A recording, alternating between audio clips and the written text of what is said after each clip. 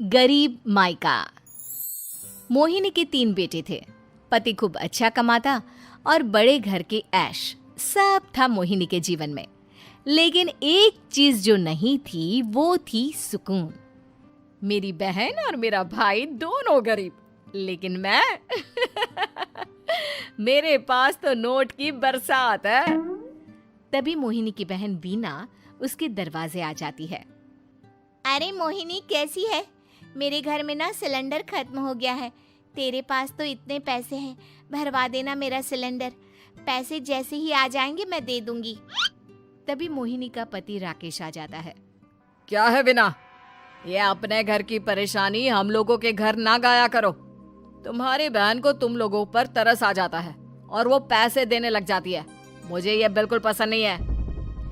ओ जीजा जी, नहीं, मैं तो वो बस अच्छा, मैं चलती हूँ। वीना वहां से चली जाती है।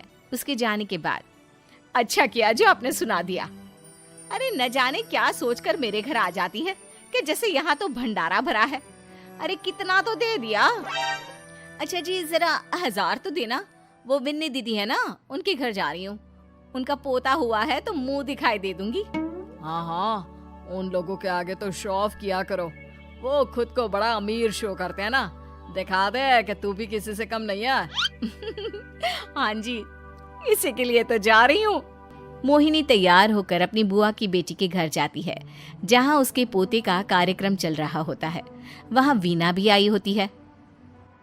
अरे वीना, क्या जरूरत थी यहाँ आने की?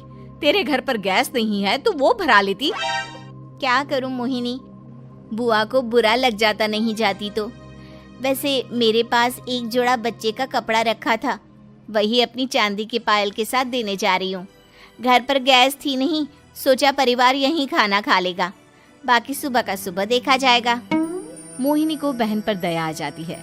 वो पर्स से 1000 रुपए निकाल कर दे देती है। ले विना, लेकिन पैसे वापस कर देना, तेरे जीजाजी हिसाब लेते हैं। मोहिनी भी क्या करती, गरीबी में बहन का सहारा ही उसके जीवन जीने का आधार था। फिर एक रोज, सुनिए, भाई के घर बेटी हुई है, मुझे माँ के पास जाना होगा। अरे उस घर में ना कूलर है ना एसी, कैसे रहोगी तुम? हाँ, वही सोच रही हूँ कि अकेली जाऊं, बच्चों को साथ ना ले जाऊं। चली जाओ, लेकिन ये जो तुम अपने गरीब परिवार से मिलने चली जाती हो ना, मुझे बिल्कुल अच्छा नहीं लगता। पता नहीं मैं भी कैसे मैनेज करती हूँ, लेकिन क्या करूँ।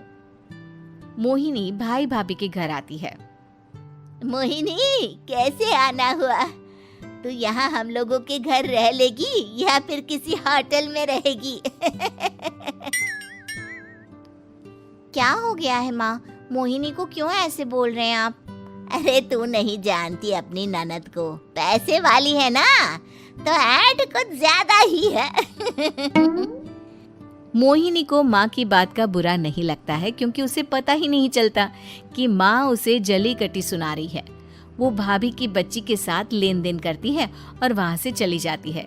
उसके जाने के बाद, माँ, क्यों आप मोहिनी को इतनी सारी बातें सुनाती हो? भाई का बेटा बोल पड़ता है। माँ, क्योंकि दादी जानती है कि बुआ के अंदर घमंड है। सही बोल रहा है मोहन। बहू भले तुझे ना दिखता हो, लेकिन मुझे और मोहन को दिखता है कि वो कितनी घमंडी है। मोहिनी मायके आती है, जहाँ गरीबी के कारण चीजें कम होती हैं। इस मोहन के बच्चे को काम पर लगा दो ना, किसी दुकान या किसी होटल में। बर्तन धो लिया करेगा, कम से कम 4 पैसे और आएंगे घर में। देख मोहिनी, माना तेरे पास पैसा है, लेकिन तेरे भाई के दिन इतने भी बुरे नहीं चल रहे कि वो अपने बच्चे की पढ़ाई रुकवाकर उससे बर्तन धुलवाए। मोहन माँ की ओर देखता है, जैसे आंखों से बोल रहा हो, देख लिया बुआ का हाल। हाँ मोहिनी, बात तो सही है, लेकिन अभी मोहन को पढ़ना है। आखिर तुम भी तो अपने दोनों बेटों को पढ़ा रही हो ना। मेरे बेटों से कैसे कंपेयर कर सकती हैं आप? अरे वो तो कलेक्टर बनेंगे। हाँ, कल को वो मोहन को नौकरी में रख लेंगे, क्यों? मोहिनी कुछ दिन और रहकर चली जाती है। धीरे धीरे दिन बीतता है। मोहन बड़ा होता है और कड़ी मेहनत से सफल भी हो जाता है। मोहिनी, माँ के जाने के बाद तो तुमने भाई भाभी के घर जाना छोड़ ही दिया, क्यों? वो क्या है ना, उन लोगों का घर छोटा है, मेरे बच्चे जाना ही नहीं चाहते। पर तुझे क्यों अचानक मायके की बात याद आ गई?